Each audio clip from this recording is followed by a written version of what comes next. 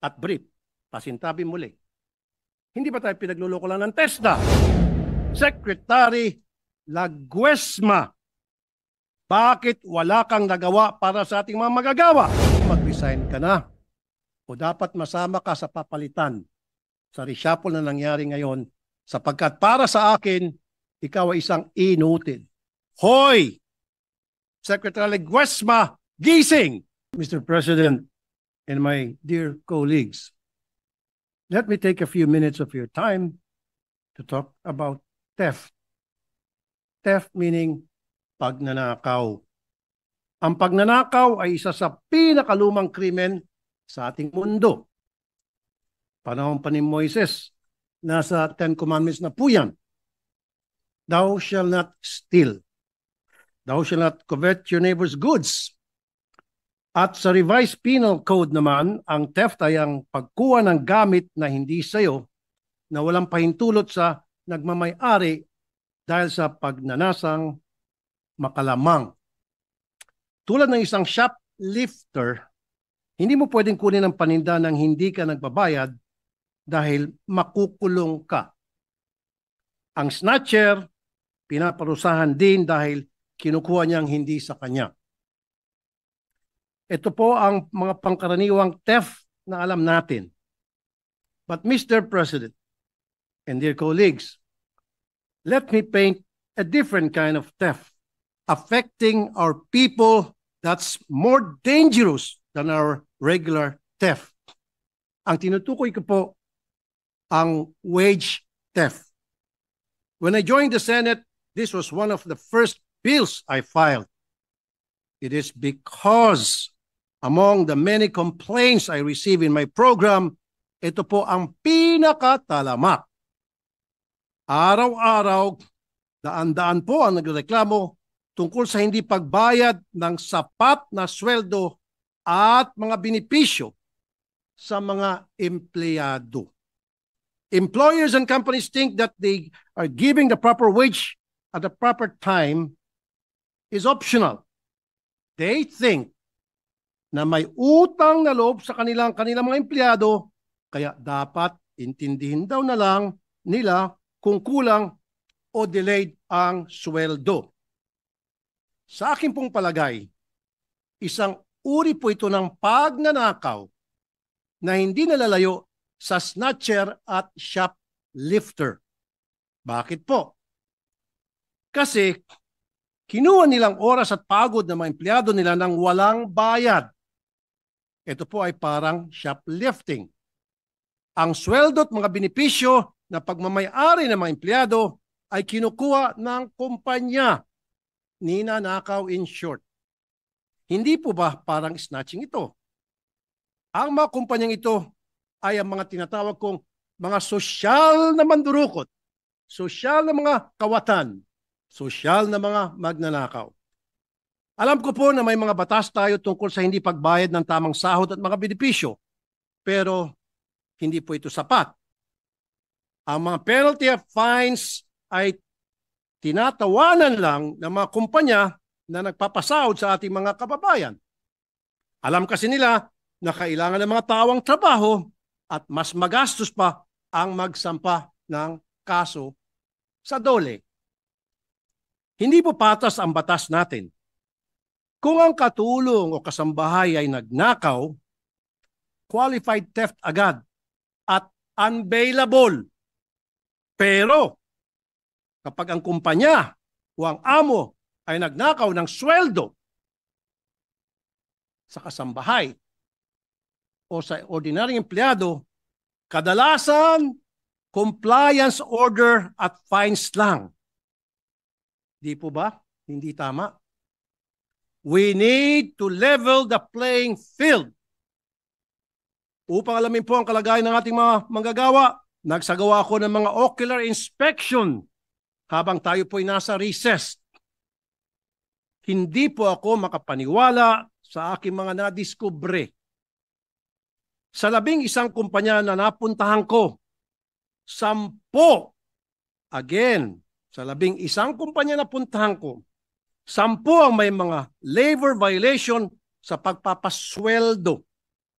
malaking kumpanya po ang aking mga napili dahil din sa mga reklamo na natanggap namin online tungkol sa iba't ibang labor standards violations.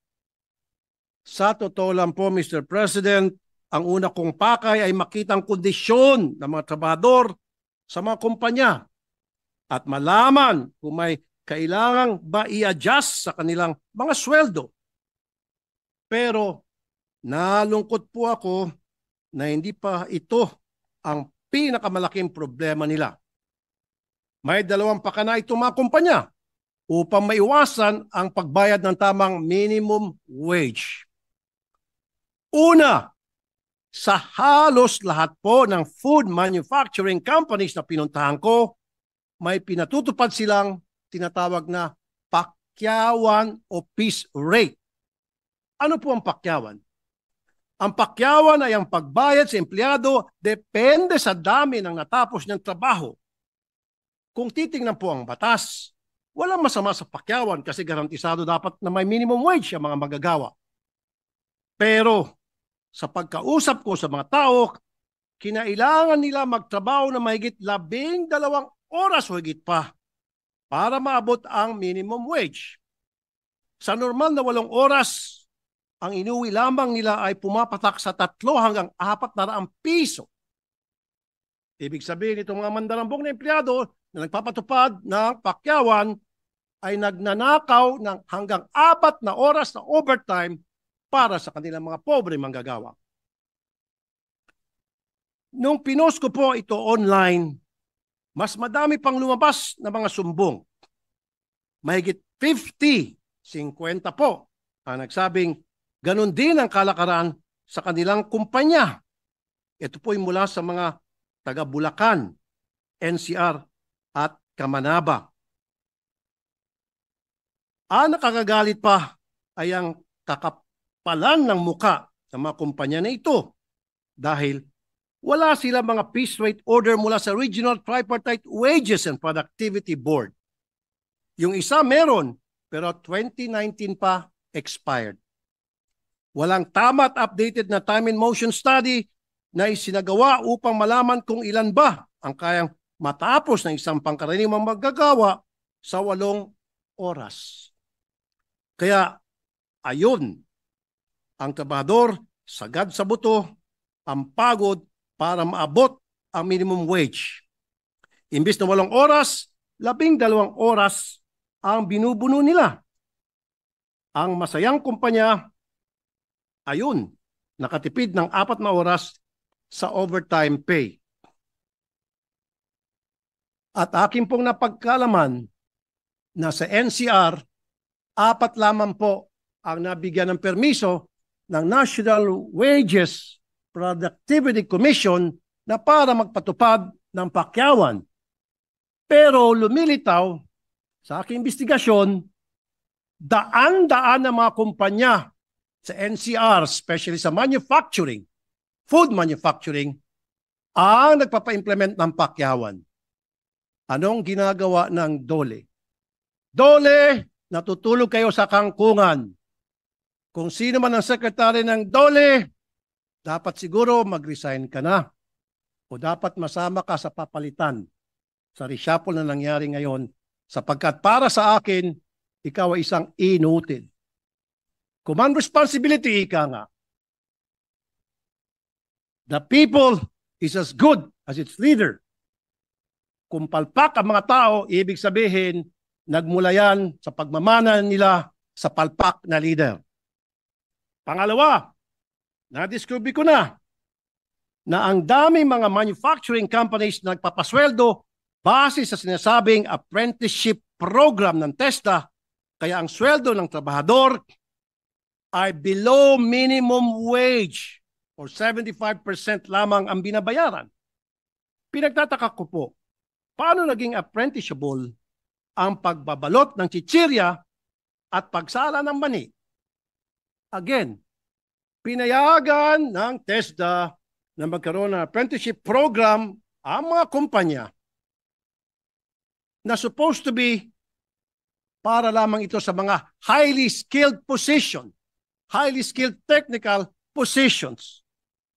Pero ang pagbabalot ba ng chichirya at pagsala ng mani is not highly skilled position.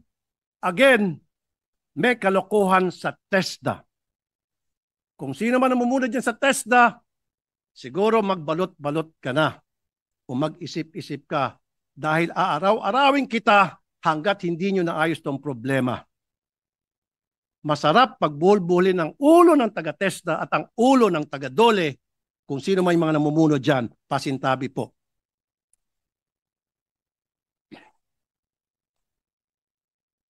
Dahil sa nakita naming pang-abuso ng apprenticeship program, hiningi namin sa TESDA ang listahan ng mga approved apprenticeship program. Doon nakita namin na may kaduda-duda mga kumpanya ang may approved program. Sa Metro Manila lang, may mga malalaking stores ang nagpapasok ng mga customer service employees sa apprenticeship program. Paano naging apprenticeshable occupation ito?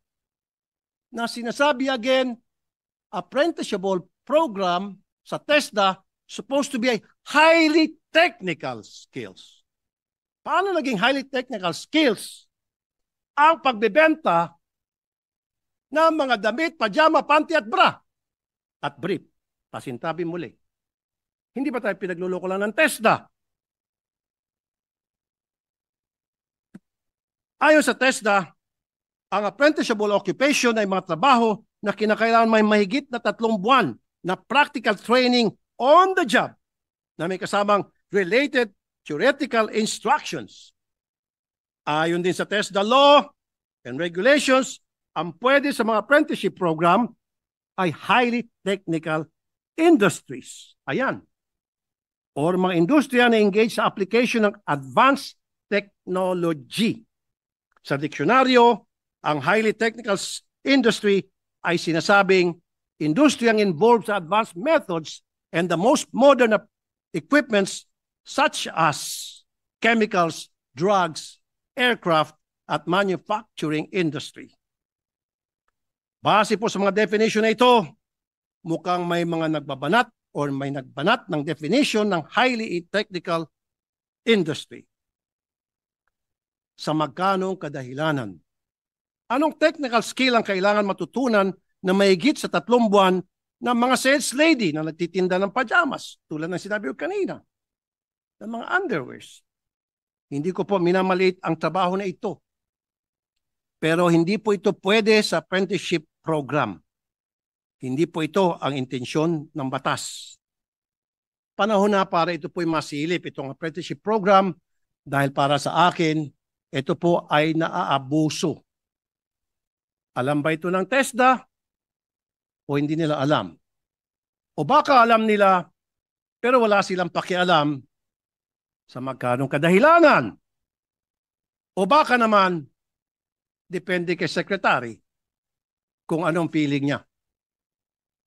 Tulad ng bagong EBET or EBET law, ang pakay ang mga bigyan ng dagdag kaalamang teknikal ang mga estudyante at bagong graduate upang magkaroon sila ng mas mataas na potensyal na makakuha ng trabaho.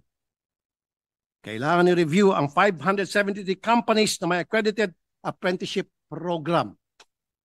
At kailangan repasuhin na ang implementing rules ng approval ng mga apprenticeship program.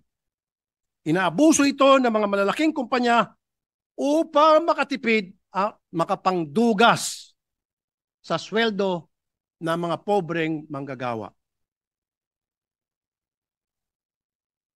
Mahiya naman kayo. Ilang sekretary ng labor ang nalusutan nito?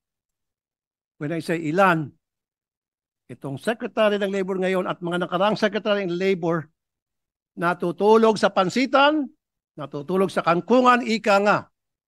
Pero again, sa anong kadahilanan? Your guess is as good as mine.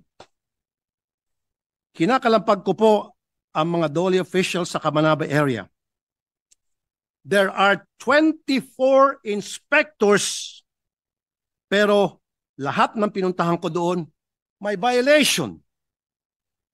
Ano ang ginagawa nitong 24 inspectors At bakit hindi na nasa poll ang mga kumpanyang napuntahan ko na tad-tad ng violations? Kusa nyo dapat sinisiguro, mga DOLE inspectors ng ating mga batas ay napapatupad ng tama. Ano pa po ang isipin ko at ng ating mga kababayan? Sorry again, di po ba ang isipin ng marami, kayo po ay nasuhulan? Dito ko po sinasabi palagi, the rich becomes richer. The poor becomes poorer. Ang mga mayayaman, lalong yumayaman dahil sa pag-api at pagnakaw sa mga may hirap na mga manggagawa. Puro padrinong umiral. Mr. President, meron na akong saglit na kwento. May pinuntahan ako isang kumpanya na tad-tad ng violations. Ang ginawa, nang dumating kami kasama ang DOLE, pinatago niya ang kanyang mga empleyado. At habang nandun ako, hiningi ng DOLE ang mga papeles para mapatunayan na tama yung kanilang dineklara. Dinideklara. Tumawag ang isang dating commissioner ng Commission on Human Rights. Akalain mo, Commission on Human Rights, dapat pinoprotektahan mo ang karapatan pantao ng mga maliliit na manggagawa. Pero ang pinoprotektahan mo, ang karapatan ng mga mandarambong ng mga kumpanya. Hindi ko na muna banggitin ang pangalan ng commissioner yan ng dating commissioner ng Human Rights. Dahil hindi na siya commissioner. Alam niyo po, nung nandun ako, malaking dismay ako nung nakita ko yung kalunos-lunos na kalagayan ng ating mga manggagawa doon. DOLE, anyari. Isa lang po masasabi ko, kung anong puno, siyang bunga. Kulang sa maayos na leadership ang DOLE. Secretary Laguesma, bakit wala kang nagawa para sa ating mga magagawa? Kailan tayo gigising dyan sa DOLE? O sasabihin ko, hoy, Secretary Laguesma, gising! Isa pang pinaka-inutil na pagpapatakbo ninyo dyan, itong implementation ng Government Internship Program o GIP. This program had a budget of 807.716 million for fiscal year 2024. This program aims to provide internship opportunities for young workers in government agencies at the national or local levels. The GIP targets 13,554 beneficiaries. Pero may mga nakarating sa akin na mismong DOLE delayed sa pagpapasweldo ng mga nasa interns ng GIP. Sa Batanes, Antique, 2 hanggang 3 buwan bago lumabas ang bayad. Kulang sa monitoring at maayos na sistema sa pagpapasweldo sa mga sumali sa programang ito. Mr. President, ang sweldo ay may iba't ibang ibig sabihin para sa mga tao. Sa ilan sa atin, ang 275 pesos ay barya lamang na pambili ng kape sa Starbucks. Pero sa iba nating mga kababayan, sa mga factory, yan po'y halos isang araw na nilang sweldo na iuwi nila sa kanilang pamilya